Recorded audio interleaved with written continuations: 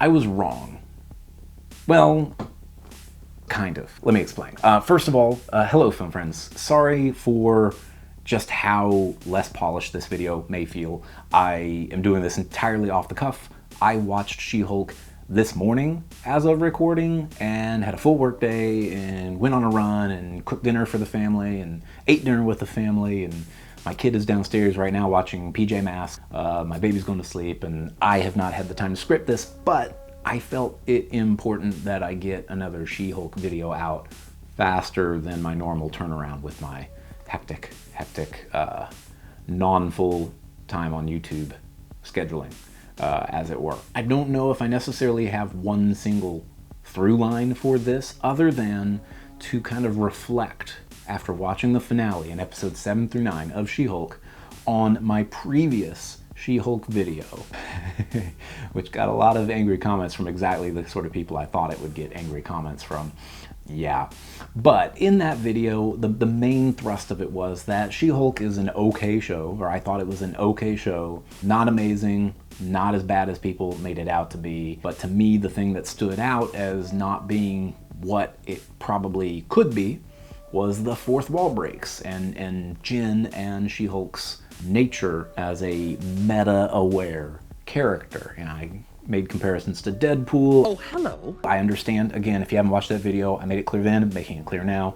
I understand, acknowledge, and love that She-Hulk broke the fourth wall before Deadpool, but from a film perspective, he was a good, easy frame of reference. You know, he's constantly meta-aware. And in the first 5-6 episodes, as of recording that video, it didn't feel like the writers had a great sense of the meta-awareness for Jennifer Walters. You know, it was like a switch that was being flipped on and off. Meta-aware when she addressed the fourth wall, when she was speaking directly to camera to us, she knew about Wong, etc. And then the second that she stopped, it seemed as if she had no more meta-awareness. I mean, there are a few kind of gray areas, like when she does the ha. Literally. Ha. That's such a brief moment, it's kind of a gray area, but for the most part, it was like flipping a switch. And then episode 7 came out, and that became a little looser. She had a really great fourth wall break. Hurting for a yurt.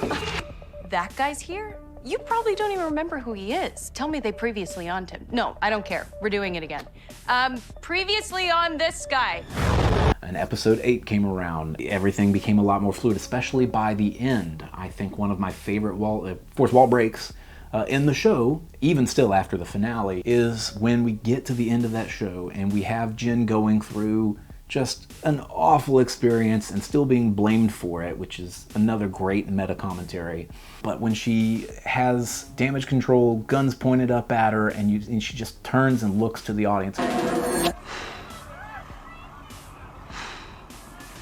It felt organic. It didn't feel like that switch being flipped. And then we got to the finale, and they went nuts with it, and it was fully embraced. And spoilers, obviously, if you haven't watched it yet and you want to see it, I highly recommend it. Essentially, she gets forced into a position where all of the easy predictions are coming true. All of the like lazy writing and the overly foreshadowed things are coming true, and it doesn't quite make sense, and we're just kind of drawn in to her fourth wall break. As she starts kind of feeling, hey, none of this makes sense, and she looks at us with the, is this what you want?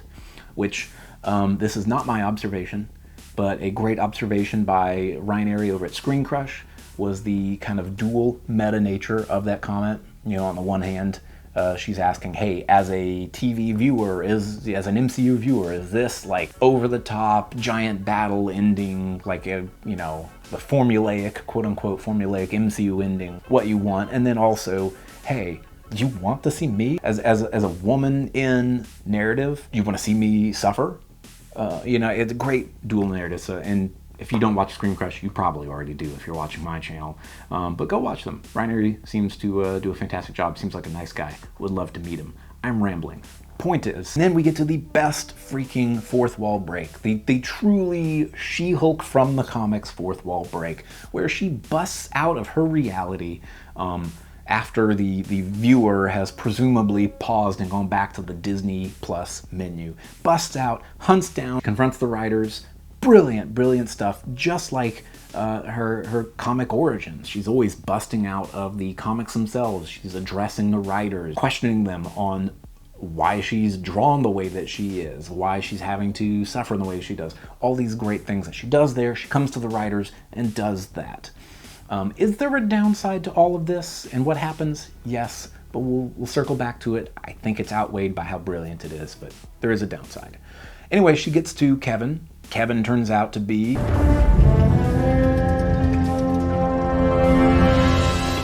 hello, Jennifer. an algorithmic AI. Brilliant exchange. We get mention of the X-Men. Again, this isn't scripted, so I'm not going to go into details, but she gets to change her ending. She gets to take the, like, quote-unquote formulaic. I think that's an overly harsh word. I take issue with it. If you see my Werewolf by Night video that I'm working on simultaneously, I also bring that up, but she gets to write her own ending and take out the whole, oh my gosh, it's all happening at night and Abomination's fighting the Hulk. And the point is, she gets to do this great fourth wall break. It feels natural. It feels like part of her character now. We get a little bit more Daredevil. Hi, Daredevil.